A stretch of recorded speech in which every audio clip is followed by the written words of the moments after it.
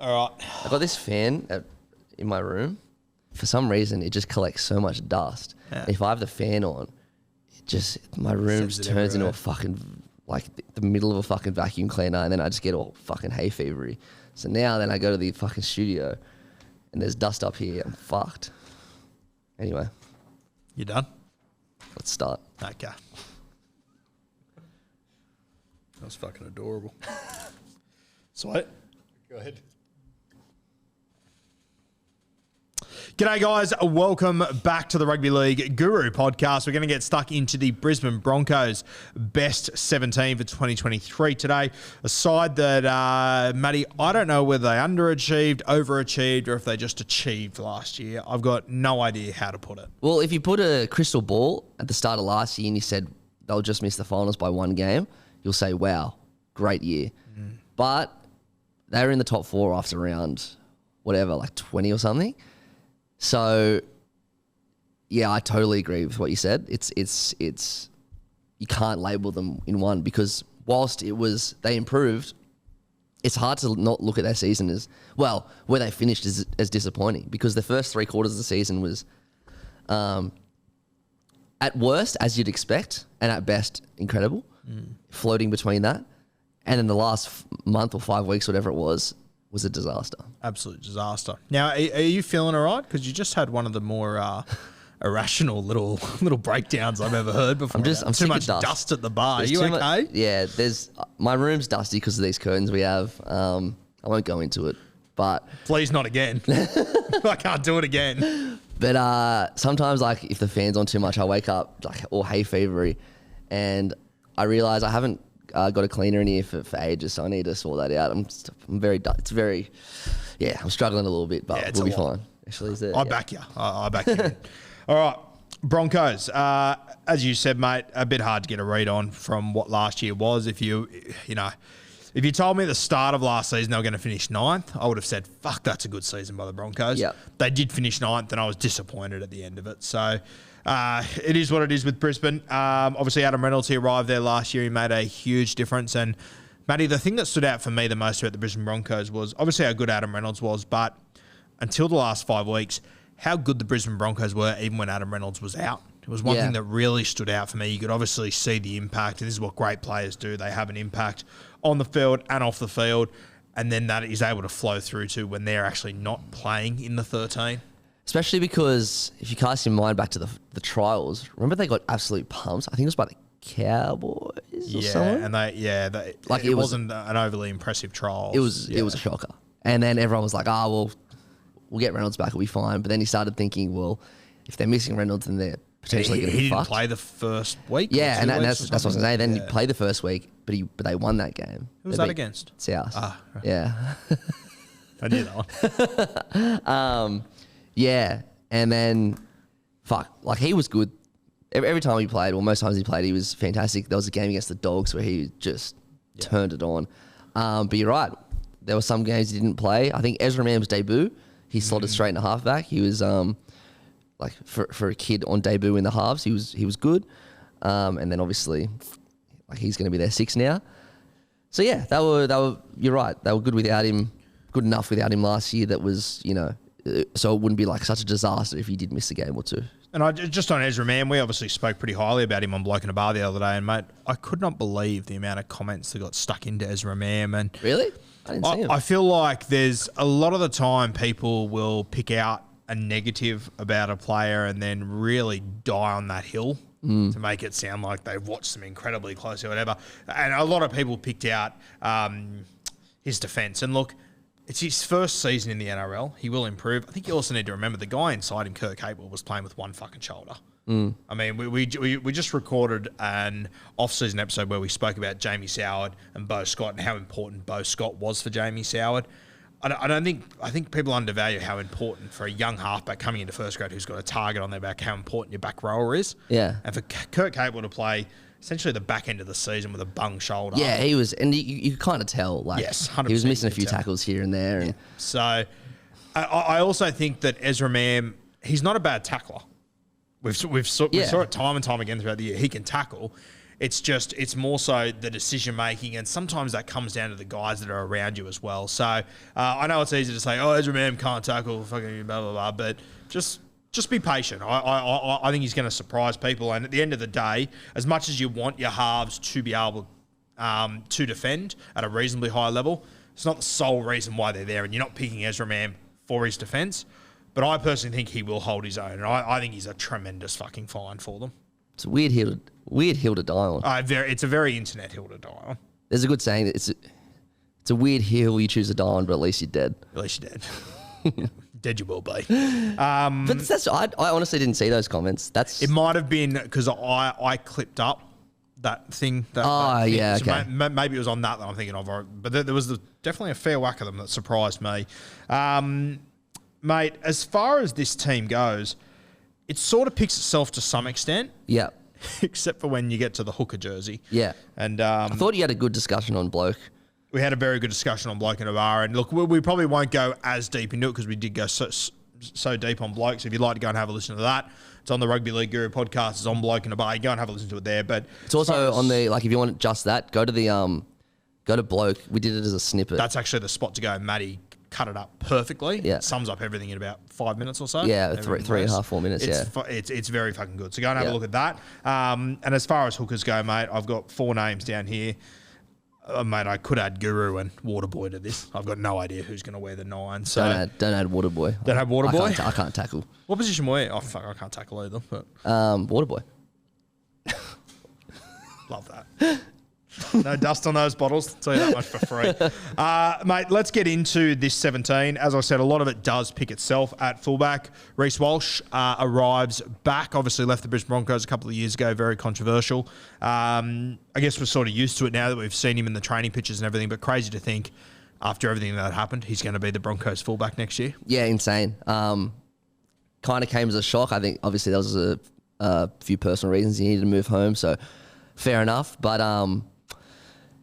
it's weird. Like, it's such a big signing, but like, it's not that I keep forgetting about it, but like, I don't know. In my head, maybe I just haven't seen. I feel like it should be more hyped than it is. Maybe because he played for the Warriors, but he was still a superstar at the Warriors. He was.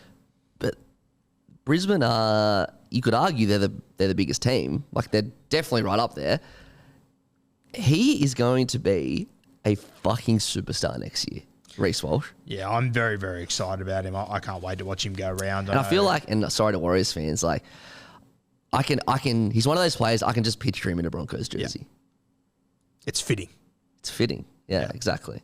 I know. Obviously, we're excited about Reece Walsh, but our good mate Timmy Williams, the Paddle Pop Lion, he might be the biggest Reece Walsh fan in the world. He might be a bigger fan of Reece Walsh than Reece Walsh. With all due respect to Reece Walsh, Timmy loves him. I could hear that in his voice when he was talking about Reece Walsh on Bloke on Monday, or maybe it was last Wednesday. I can't remember. Yeah, I think it was last Wednesday, the transfer show, and he threw a few Supercoach things in there. I was like, okay. He's very excited. Like, I don't, as you probably well aware, I don't play Supercoach, but we're aware. Yeah, you could hear it in his voice. He was like he was ready to explode. Yeah, for sure. So yeah, Reece Walsh at fullback, he picks himself there. Very excited to see how he goes, especially with Adam Reynolds inside. I think that's the other thing you got to remember with Reece Walsh, that the best halfback he's played with, probably Sean Johnson. Yeah, it's fair to say Sean Johnson was nowhere near his best. Yeah, so I think that Reece Walsh has been really impressive so far in his career, but I don't think he's ever been put in good enough positions to be able to play his absolute best footy. So I'm very excited to see how he goes. You also give him a couple of strike weapons, Corey Oakes, Farnworth, Staggs, Cobbo, which obviously I think that rounds out the back five. Fuck, it's a good back five. Oh, mate, it's a tremendous back five. Very hard to handle. Oates and Cobbo on the wings, Farnworth and Staggs in the centres.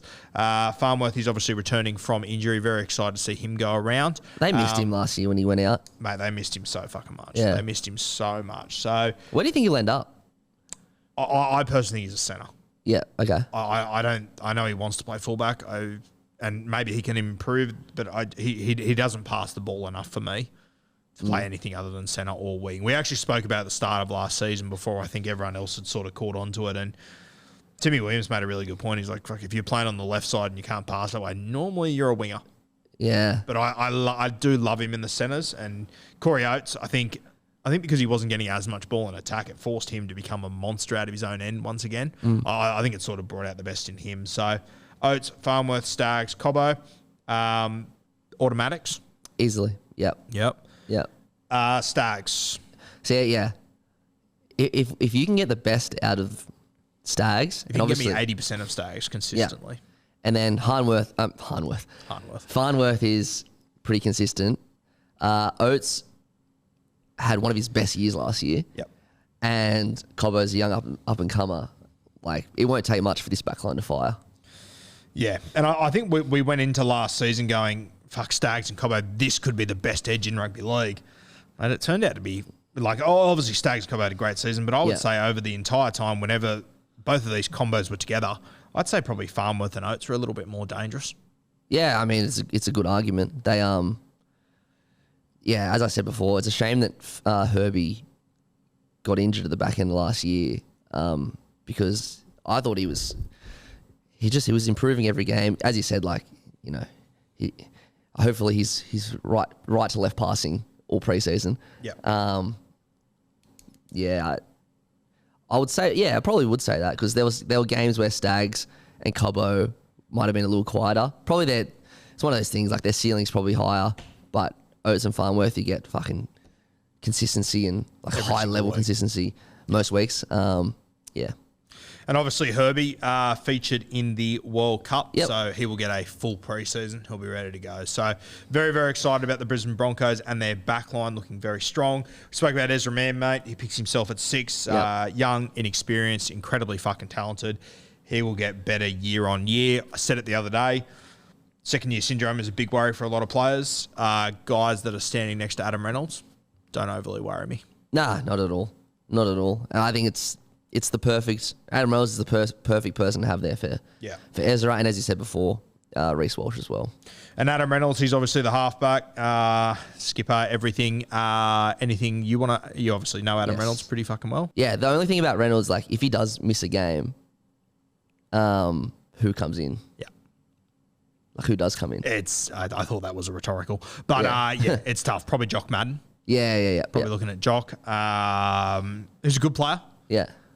But if you take Reynolds out and you give me Jock, I can't put them in the top 8 for me. Yeah. I think Adam Reynolds is the key. Reynolds has to play, 18 plus games. As the halfback is for the vast majority of clubs. So, let's get into the forward pack. The back line sort of picks itself, as does the forward pack mostly. Payne Haas, Tom Flegler up front. No arguments here. Yeah, I mean, Haas on his day is the best front rower in the game. Still, I actually think he is. In my opinion, there's a few to choose from, but I think Payne Haas is the premier front rower in the comp. Flegler is just improving like crazy. I think there was a game was it last year or the year before where he got put on a report 4 times against the Warriors? Might have been early last year. Could have been either, could have been both. Yeah. He's got that in him. He's got that in him, but like obviously you need a little bit of that as long as you're not getting penalised every 2 seconds. But there was games where there was a game against Cronulla, I'm pretty sure it was. No one spoke about him, but he was so fucking good. He just absolutely destroyed the Sharks, who have such a crazy good forward pack. I love Tom Flegler. I think he's going to be he is fucking a gun, but he's going to get even better next year. I think he's in for a big year. But to answer your question, they picked themselves. I feel sorry for Flegler at times because he's obviously come through with Pat Carrigan, who are such different footballers, but I think people sort of pair them together. Yeah. And Carrigan does all these fantastic things, as does Flegler, but Flegler also gets penalised every 5 or 10 minutes. There'll be a sim bin every few weeks, and I think that's what people focus on with Flegler. But mate, we've spoken about it a little bit throughout this. Every team needs a bit of CUNT. 100%. He's perfect. Yeah. He's the guy you need, Flegler. So I'd have him in the front row with Payne Haas. Hooker, Billy Walters, Blake Moser, Smoothie, Corey Pakes. Pakes and Billy Walters, they swapped around at 9 last year. Moser's the young gun coming in. Kemby said the other day he thinks he's a little bit further down the track. I think he could become relevant very quickly. Yeah. I wouldn't be surprised. I don't think he'll be the 9 to start the season, but I wouldn't be surprised if he's the 14 to start the season, Moser. So he played Queensland 19s last year? Yes. Cool. Yeah, and killed it. I can't really comment. I've not really seen him. Yeah. And look, I haven't seen as much of him as I would have liked to have seen. But what I have seen has been very impressive. And from people in Queensland Rugby League, Yeah. hold him in very high regards. You know, one of my working at New South Wales Rugby League was such an advantage, like getting to see all the young guns come up. I feel like I've missed the last couple years. Obviously, wouldn't trade this job for anything, but yeah, that was really cool being able to like kind of pick people before anyone knew about them. So Probably trade it for a less dustier job, but my desk at New South Wales is dusty as well. yeah. So hookers. Now we were just speaking before. We can't really, as per usual in the NRL, we can't find if it's confirmed or not. But Tyson Smoothie, potential he's on a development contract, so we might not be able to see him until X rounds or whatever. Whether that's true or not, do your own research. We couldn't find it in the 15 seconds we spent looking for it. But one to keep an eye on there. Gun to head, 9 and 14 for round 1. Which names are you plucking out of a hat here? You probably just go Walters and Pakes. Yeah. Because we read a comment saying that Smoothie can't play till round 10 because he's on development. That makes sense. I've heard something like that before about development players. I forgot about that. I won't lie until I read that comment. So thank you to whoever commented that. Again, not completely sure how factual it is, but let's just assume it is. Yeah. So yeah, I'll go just Walters and Pakes just to start the year. What are you going to go? I think that's how it'll start. But I think one of Moses, Smoothie, or potentially, honestly, it wouldn't shock me if by the end of the year it's Moser and Smoothie. I genuinely think there is the potential for both of them. I'm confident one of them will be in the side by the end of the year. So similar to what we did with the Broncos in the preseason of 2022, we were watching every single trial game against Wynnum, Cowboys, whoever the fuck they were playing, working out who was going to partner Adam Reynolds. I think this year it'll be the merry-go-round of the hookers. Yeah. Come trial time. Yeah, no doubt. But let's just hope they stick with him. Yeah, whoever they go with, stick with. Because they went with Walters last year. Like, he was the hooker when they went on that 7-game run. Yep.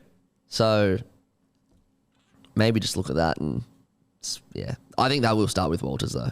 And I think as well, like, it is probably a little bit, like, you know who's going to be the halves next year, you know who's going to be the fullback. Like, it just makes it a little bit easier to build the rest of the side around it. So with this forward pack, as Timmy Williams said the other day, the hooking job shouldn't be overly difficult. Yeah. They should be winning. You would like to think that this pack, if not wins, at least competes in every single game. So it should make life a little bit easier. Back row, Kurt Capewell. Hopefully he comes back fully injury-free, ready to go. We know what Kurt can do at his absolute best. Yeah. He picks himself there. The other one there, Jordan Ricky. A little bit up and down last season. There was moments there where I was impressed, but he's just got that one error in him every single game. Yeah. That worries me with Jordan Ricky. And there are a lot of other really talented back rowers in this side that you could potentially short ball out there. I thought that Hoskins might be the guy that could take it off Ricky. They obviously let him go to the Penrith Panthers. So I think I've got Jordan Ricky starting there in round 1. But I think he's a guy on this side that's under a little bit of pressure. Well, he would be in my side. Yeah. I think I totally agree. He'll be there round 1, but he probably, it's not a gimme for the whole year. Like, he'll need to impress, because we saw what he can do kind of, might have been 2 years ago, when there were like just these crazy glimpses of what he can do, especially in like what was a struggling side. He was one of the stars of that. I mean, obviously they were going really bad, but he was one of the shining lights in that really poor Broncos team from a couple of years ago. And they signed him.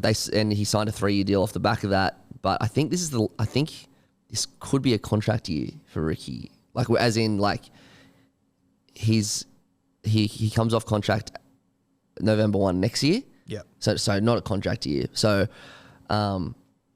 it's a big year for him, because like, if he wants to re-sign on like good coin, he'll need to be like the lock-in number 11 there. Yeah.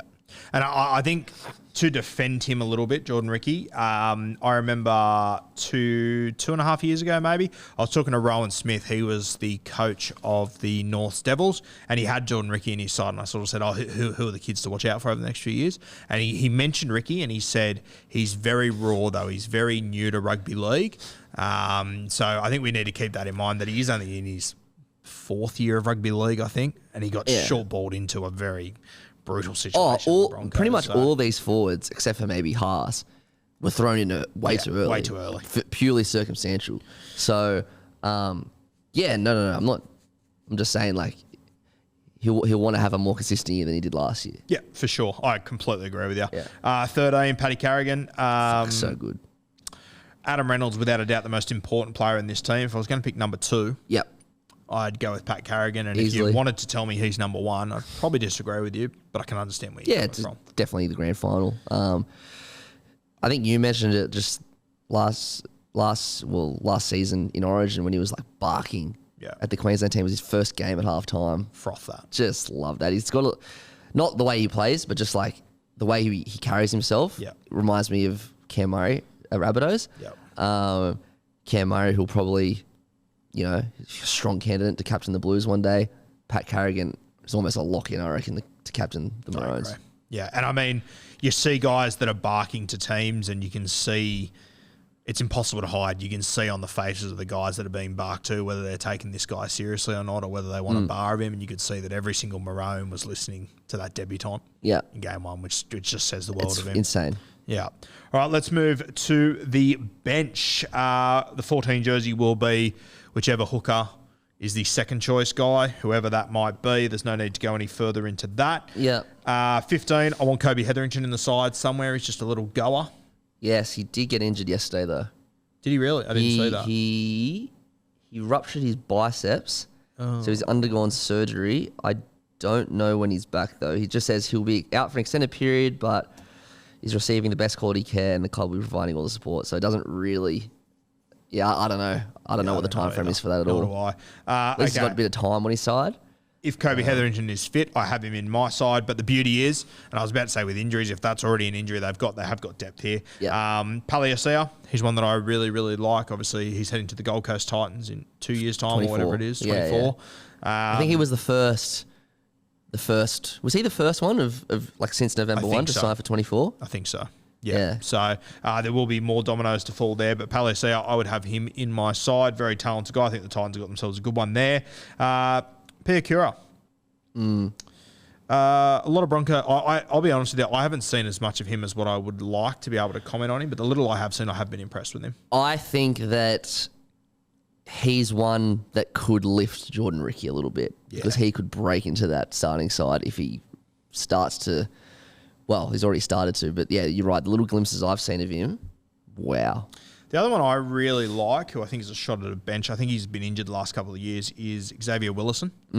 He's a big boy that I really like, a lot of talent. The other one is Corey Jensen, who, he might not have the upside of those other guys, but is consistent as all hell. And there was a number of times throughout the season. He was one that I came away from the trials going, fuck, he's going to be a good get. He's going to be a handy guy to have. Whenever he came in, I thought he did a great job. That'll be the sort of the makeup of our bench. Guys that aren't in this squad, you've obviously got Jock Madden as coverage for the halves, who's not a superstar, as we said, but he can come in and definitely do a job for that side. I'm shocked the Tigers let him go, all things considered. Outside backs, Jordan Piera. Didn't really get too many opportunities last year. But very talented guy, great coming out of his own end. You've obviously got Jesse Arthurs returning from the New Zealand Warriors, who I thought he did very well there. I saw a quote from him yesterday saying that he grew up playing a bit of fullback. He just wants to be an out-and-out centre now. So he's probably next guy up. There's another young guy there that hasn't played first grade I'm a big fan of, Ethan Quai Ward. Very talented centre, big body. And, mate, still sitting there, Tessie New. True. Not in this side. So, Tessie, I think you could just about bring him in at wing, centre, fullback, wherever you needed when you had a space. And I think Tessie can do a job. I think the best part of his game is his running game. So, personally, if an opportunity, presents itself for him to probably play centre or wing, I think I'd prefer that. I know he's played a lot of fullback. I prefer him out there. I just think he's a better natural ball runner than anything else. I reckon he'd be right up near the top of Peter Parr's tip sheet at the Knights. Yes. Yeah, I think he would be. Because he's not going to make this starting team. Yeah, I think him and Lockie Miller, I'd be very surprised if one of them doesn't end up on the end of a phone call from Peter Parr to join the Newcastle Knights to play fullback there. So plenty of options there. I'm sure there will be more dominoes to fall. Did you mention Deloise Hoyter as well? Did not. Still got Hoyter there as well. So they've got a bit of depth there, which is good. Bit of depth, which is great to see. So the Brisbane Broncos looking like they're in for a good season. We spoke about the Broncos the other day on Bloke in a Bar as far as where they would finish. I know Timmy and Kempy look at them and sort of said it's a top 4 squad.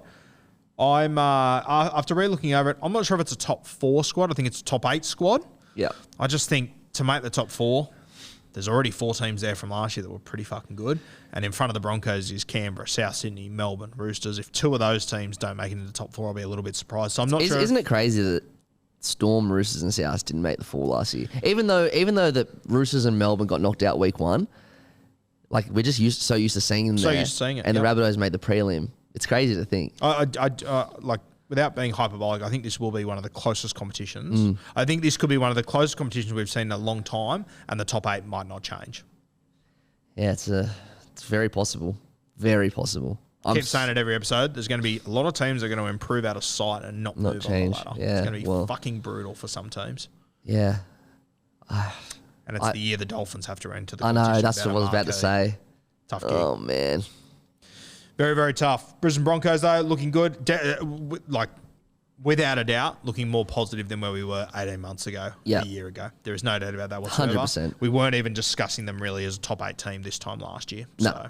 So, moving in the right direction, Brisbane, hopefully finding their way back to where they should be. And I think, mate, the thing that stood out for me throughout that entire squad, essentially outside of Adam Reynolds, they're all young. Adam Reynolds and Corey Oates, they're all young.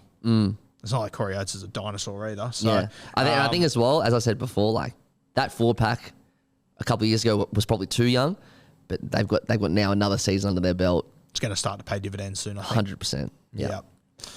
Thanks for joining us, guys. We will have another episode of the off-season coming for you tomorrow, I believe, where we're going to go through another 4 teams and bring back a former legend for season 2023. Thanks again, guys. Talk to you soon.